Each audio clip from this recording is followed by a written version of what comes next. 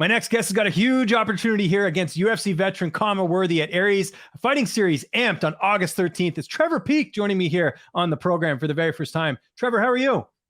Doing great, man. Doing great. Just thank you for having me on. How are you making it? I'm doing well. Hey, listen, no one asked how I'm doing, so right off the bat, I already like you, man. This is awesome. But just tell me your excitement level getting this matchup. Khama's obviously a household name with the fact that he's fought in the UFC.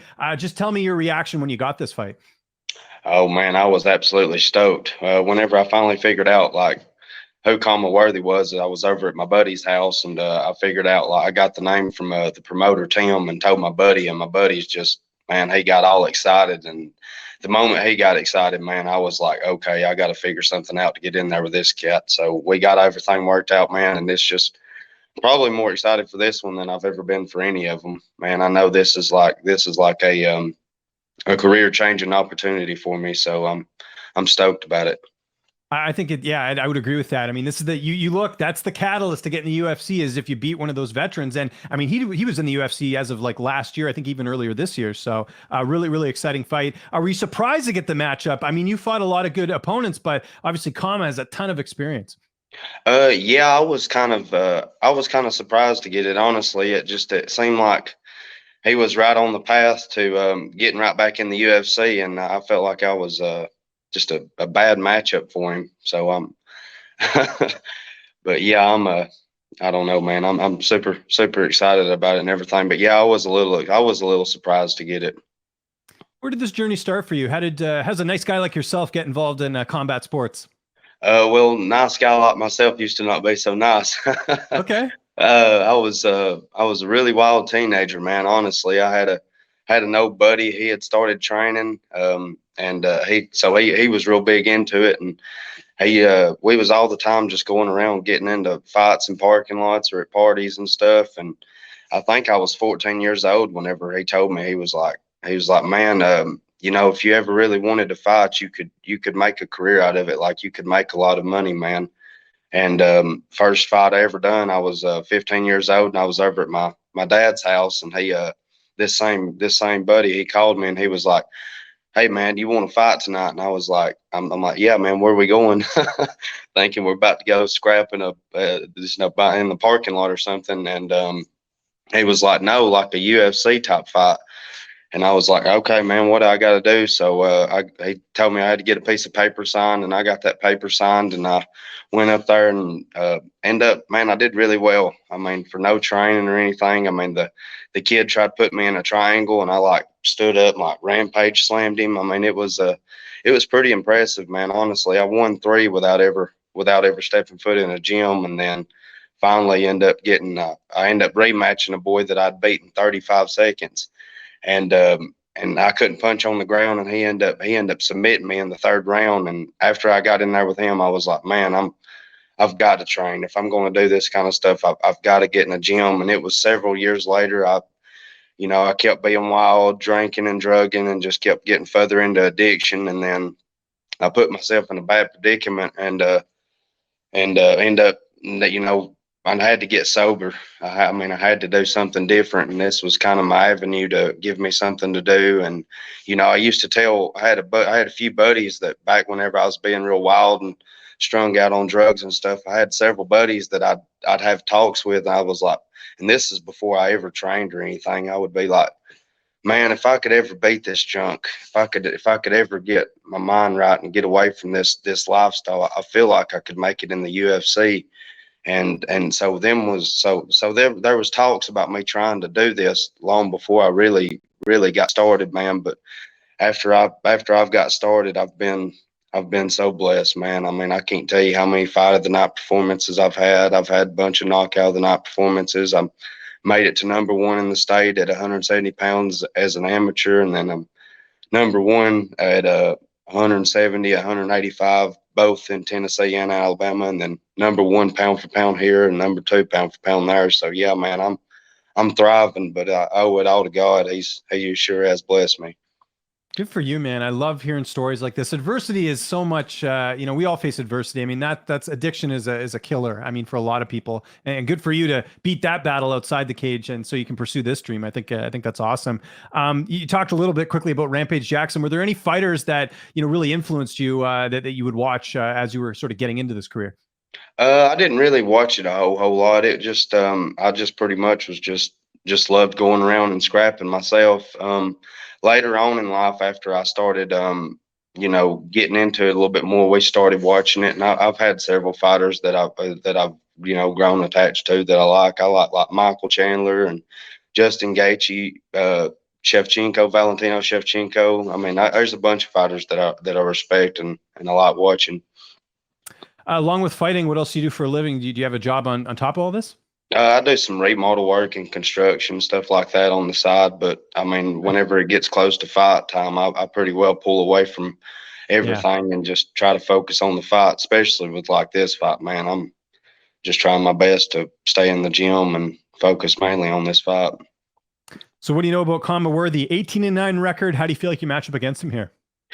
Honestly, man, I feel like I'm a terrible matchup for him. He seems like he doesn't handle pressure too well. And for anybody that's ever watched me, man, I've got pressure to no end. I mean, I'm pretty relentless whenever I get in that cage. So he's got the skill to make it, a really rough night for me if I let him find his range and let him get in his groove and, start throwing hands. It could potentially be a really rough night for me. But as long as I do the things that I'm supposed to do and we fight my fight, I think I can handle him. Where are you training right now, and who's some of your main training partners?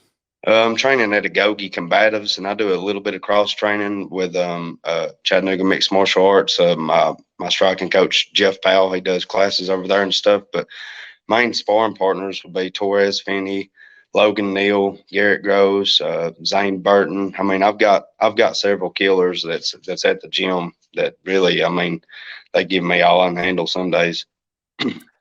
You mentioned there about being one of the top welterweights. Is this a welterweight or lightweight fight? I thought it was lightweight. No. No, yeah, this one's lightweight. I would say Okay. I've ventured. Okay. Yeah, I was just making sure. I'm pretty sure I saw lightweight. I just wanted to double check that. So Yes, how's sir. the Yeah, cut I going, man? ventured down to do what now? I was just asking you how the weight cut's going. It's going good, man. It's going good. Last time, say I fought 155 back last February, and man, I weighed 156.4. And when I went to bed that night, I was already back up to 178 pounds. So I'm quite a bit lighter than that weight than I was during that weight cut. So I'm not dreading it as bad. That last time it was pretty brutal on me, man. I ain't gonna lie. It was one of them weight cuts that like makes you contemplate if you really want to do this or not. But I'm in a good position with my weight, and I've got some people in my corner now that know how to do it a little better.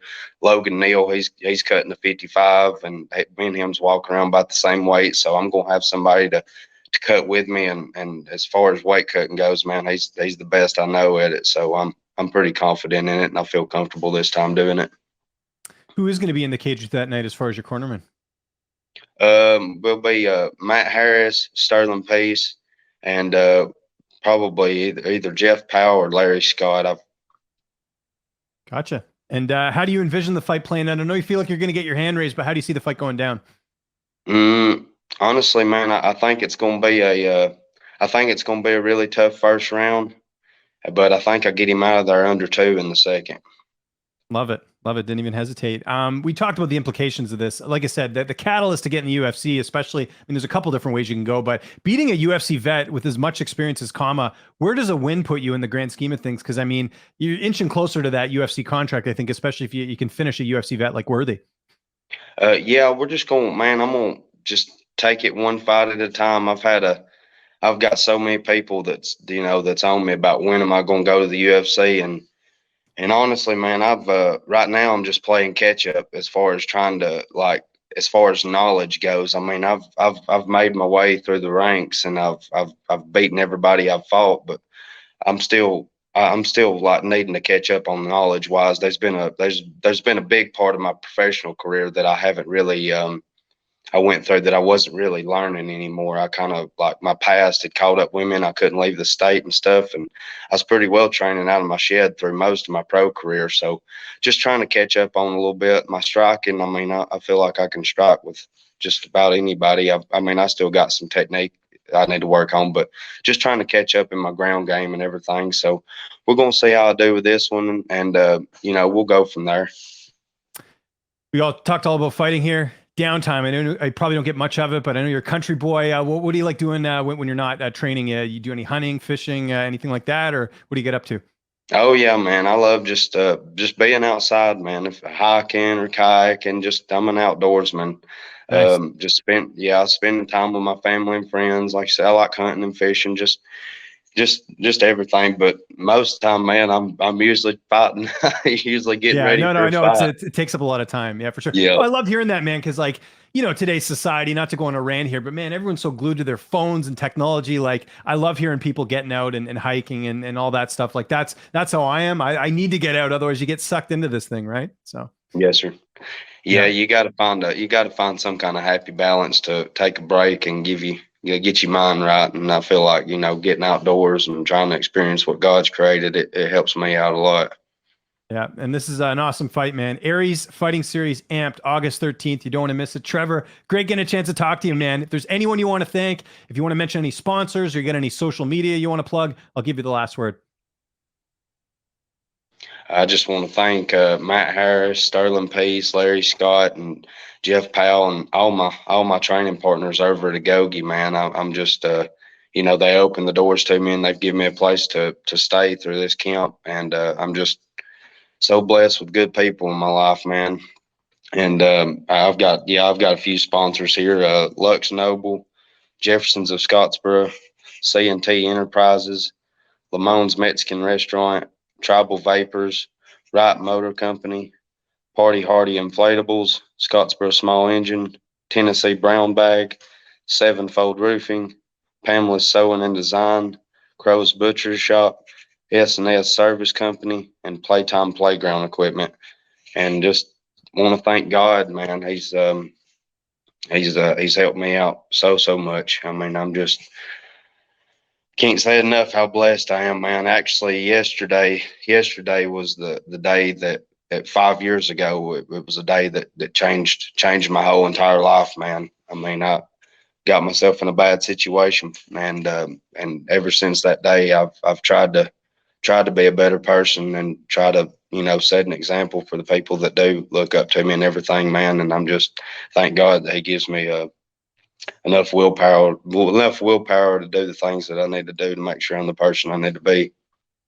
Love it. And thank Tim and Jeff for giving me this opportunity at Aries. I know this is man, I've been main eventing since 2018, and honestly, man, with this card they've got going on, I felt pretty honored to be main event on it, and so I just want to thank them for giving me this platform, and all my family and friends, man. Y'all are and my fans, y'all are what makes the world tick for me, man. Like I have some really tough days some days, and I always can think about the support I have and the people I have in my corner, man. And it always finds a way to bring myself back down to earth and be grateful for the people that I have in my life instead of trying to look at everything in a negative manner.